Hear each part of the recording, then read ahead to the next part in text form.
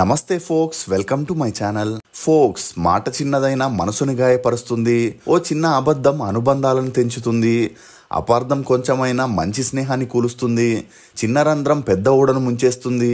కారణం చిన్నదైనా ఫలితం మాత్రం జీవితకాలం. అసలు నేను ఈ మాట చెప్పడానికి గల కారణం నటుడు వడివేలు. ఆయన నటించిన సినిమాలు మాత్రమే కాదు, అతని పేరు చెప్పినా కూడా ప్రేక్షకులకి కడుపుబ్బా నవ్వు రావడం ఖాయం. ప్రస్తుతం కెరియర్ పరంగా కొంచెం డౌన్ఫాల్ చూస్తున్న వడివేలు ఒకప్పుడు ప్రేమదేశం, చంద్రముఖి, ఒకే ఒక్కడు, ప్రేమికుడు వంటి డబ్బింగ్ సినిమాలతో తెలుగువారిని ఎంతోగానో నవ్వించాడు. ఇక 1988లో సినిమా ఇండస్ట్రీకి ఎంట్రీ ఇచ్చిన వడివేలు తమిళనాడులో తిరుగులేని కమెడియన్గా ఎదిగాడు. అలా ఒక నటుడు 35 ఏళ్ల పాటు జనాల్ని కడుపుబ్బా నవ్వించడం అంటే అంత ఈజీ కాదనే చెప్పొచ్చు.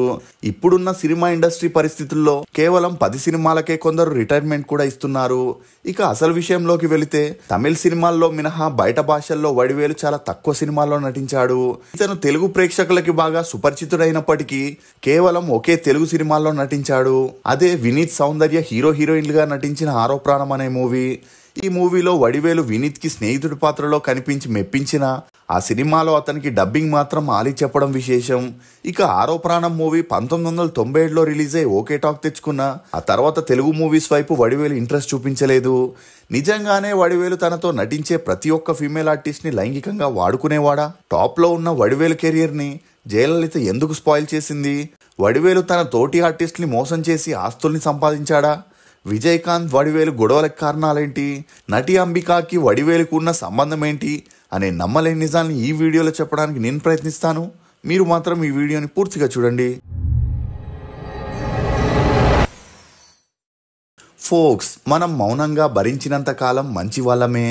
ఎప్పుడైతే భరించలేక ఎందుకు అని ఎదురు ప్రశ్నిస్తామో అప్పుడే మనం చేసిన మంచంతా మర్చిపోయి మనకి చెడుని అంటగట్టి లోకానికి మనల్ని చెడ్డవారిగా చూపిస్తారు. ఫోక్స్, వడివేలు గురించి పార్ట్ 1 వీడియో చేశాను. చూడని వారుంటే కమెంట్ సెక్షన్లో లింక్ ఇస్తాను, తప్పకుండా చూడండి. అప్పుడే మీకు ఈ వీడియో పూర్తిగా అర్థమవుతుంది. ఇక వడివేలు కోవై సరళతో 1994 నుండి 2002 వరకు వరుసగా మూవీస్ చేస్తూ తను సోలో కమెడియన్గా ఎదిగాడు. ఇక ఇదే క్రమంలో చాలా మంది ఆర్టిస్టులకి ఛాన్స్ ఇస్తా అనే పేరుతో లైంగికంగా వాడుకోవడం మొదలెట్టాడు. అలా మొదటిగా మలయాళంలో బి గ్రేడ్ హీరోయిన్గా పేరు పొందిన షర్మిలి. ఈమె ముందుగా గౌండమణితో క్లోజ్గా ఉన్నప్పటికీ ఆయనకి ఛాన్సులు తగ్గడంతో సినిమాల్లో బిజీగా ఉన్న వడివేలుతో మంచి స్నేహం ఏర్పరచుకొని ఆ స్నేహం కాస్త కొద్ది రోజులకే సన్నిహిత్యంగా మారింది. అలా వీరిద్దరూ క్లోజ్గా ఉంటూ జోరు అనే మూవీని చేయగా కోవై సరళ విషయంలో జరిగిన ఘటన రిపీట్ అవ్వకూడదని అప్పటికే షర్మిలి కూడా ఫేడ్ అవుట్ అవ్వడంతో ఆమెతో ఉన్న రిలేషన్కి ఫుల్ స్టాప్ పెట్టేశాడు. ఇక గెలిచే గుర్రం మీదే అందరూ పందెం కట్టేలాగా వడివేలు బిజీగా ఉండడంతో ఒకప్పుడు హీరోయిన్స్ గా చేసి ఫేడ్ అవుట్ అయి సపోర్టింగ్ ఆర్టిస్ట్ గా తమ సెకండ్ ఇన్నింగ్స్ ని మళ్ళీ స్టార్ట్ చేయాలనుకునేవారు లేడీస్ మ్యాన్ అయిన వడివేలుతో సన్నిహిత్యంగా ఉంటూ ఛాన్స్లను పొందేవారు. ఇక అలా ఒకప్పటి స్టార్ హీరోయిన్ రాధా అక్క అయిన అంబిక అప్పటికే 2 సార్లు పెళ్ళై విడాకులు అవ్వడంతో పాటు ఈమెకున్న చెడు అలవాట్ల వల్ల బాడీ షేప్ అవుట్ అయింది. దీంతో సినిమాల్లో ఈమెకు చిన్న చిన్న పాత్రలనే ఇచ్చేవారు. మీకు అంబిక గురించి వీడియో కావాలంటే కమెంట్ సెక్షన్లో తప్పకుండా తెలియజేయండి. ఇక అలా 2003లో అర్జున్ సర్జా నటించిన ఓట్రాన్ మూవీ చేసేటప్పుడు ఆ మూవీలో హీరోయిన్ మదర్ క్యారెక్టర్ చేసిన అంబికాతో వడివేలుకి మంచి స్నేహం ఏర్పడింది. ఇక ఆ స్నేహం కాస్త సన్నిహిత్యంగా మారి వీరిద్దరూ షూటింగ్ అయిన తర్వాత వడివేలు ఈసీఆర్ బంగ్లోకి వెళ్ళేవారు. ఇలా ఉన్నప్పుడే వీరిద్దరి గురించి మీడియాలో కోడై కూసింది. కానీ వీరి ఎఫ్ఐఆర్ గురించి మొదట ఎవరూ నమ్మలేదు.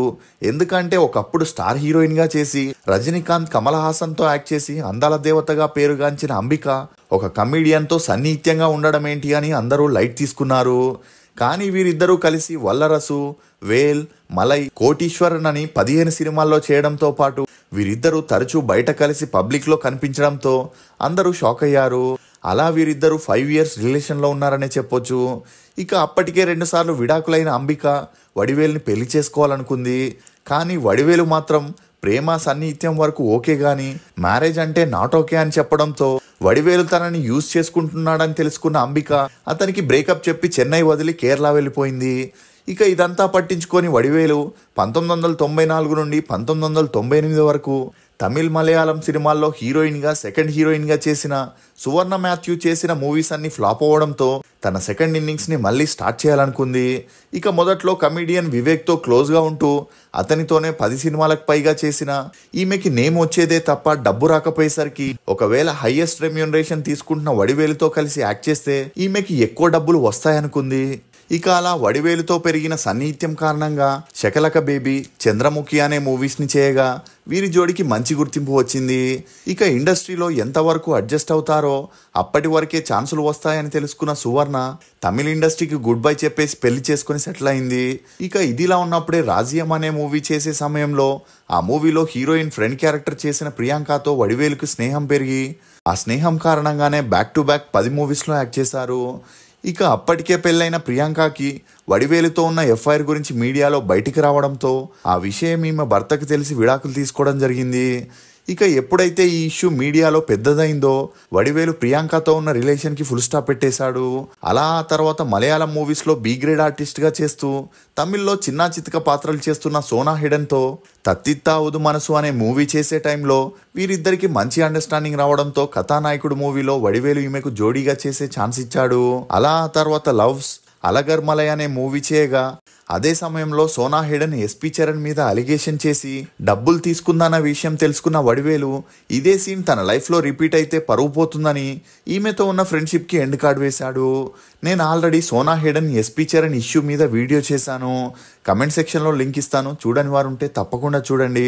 ఇక ఇదిలా ఉన్నప్పుడే స్టార్ కమీడియన్గా ఉన్న వడివేల్ని హీరోగా పెట్టుకొని శంకర్ అసిస్టెంట్ డైరెక్టర్ అయిన చింబుదేవన్ హింసించే 23వ రాజు పులకేసి అనే మూవీని ప్లాన్ చేయగా ఆ మూవీకి శంకర్ ప్రొడ్యూసర్ అవ్వడం విశేషం.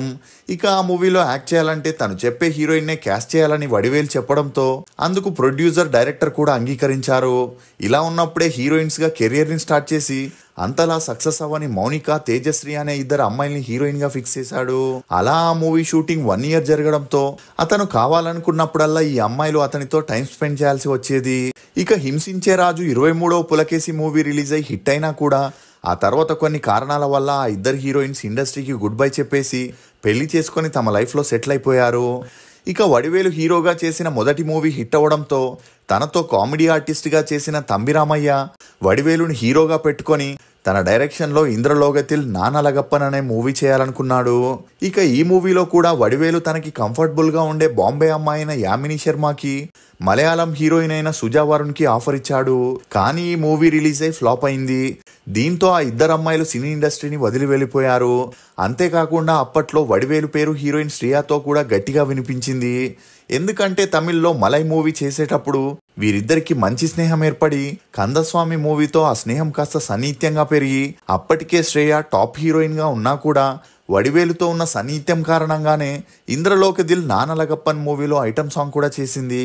ఇక ఇలా ఎప్పుడైతే వీరిద్దరి గురించి మీడియాలో కోడై కూసిందో అప్పటి నుండి శ్రేయకి తమిళ్లో ఆఫర్స్ తగ్గాయి.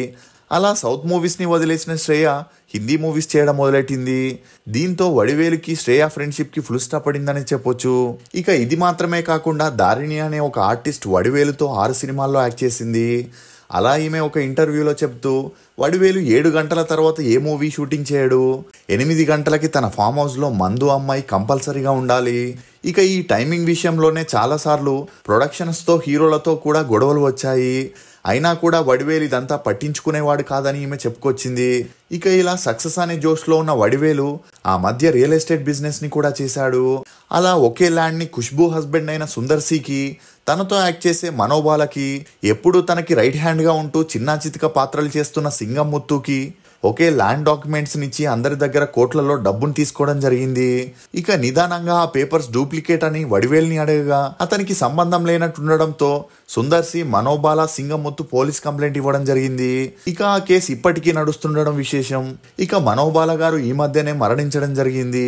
ఇక ఖుష్బూ హస్బెండ్ ప్రెస్ మీట్ పెట్టి మరి వడివేలు ఒక ఫ్రాడ్ అని, నేను అతనితో 10 సినిమాలు చేసినా నన్నే మోసం చేశాడు, నేను ఇకపై అతనితో మూవీస్ చేయను, అతనితో చేసేవారికి బుద్ధి లేదని చెప్పడంతో ఈ వార్తలు అప్పట్లో వైరల్ అయ్యాయి. ఇక ఇంత కాంట్రవర్సీ అయినా కూడా వడివేలుకి ఛాన్సులు మాత్రం తగ్గేవి కాదు. అలా ఒక్క రోజుకి 7 లక్షల రెమ్యూనరేషన్ తీసుకునే ఆర్టిస్ట్ గా ఎదిగాడు. అది మార్నింగ్ 8 గంటల నుండి ఈవినింగ్ 7 గంటల వరకు మాత్రమే కాల్ షీట్స్ ఇచ్చేవాడు. ఇక ఇదిలా ఉంటే రేస్ గుర్రం మూవీలో అల్లు అర్జున్ అన్నయ్య పాత్ర చేసిన శ్యామ్ తనే ప్రొడ్యూసర్ గా హీరోగా చేయాలని ఒక మూవీని ప్లాన్ చేశాడు. అలా అప్పటికే 3 మూవీస్ ఫ్లాప్ అవడంతో శ్యామ్ ఈసారి ఎలాగైనా హిట్ కొట్టాలని కష్టమైనా సరే కాస్త బడ్జెట్ ఎక్కువైనా కమీడియన్ గా వడివేల్నే క్యాస్ట్ చేయాలనుకున్నాడు.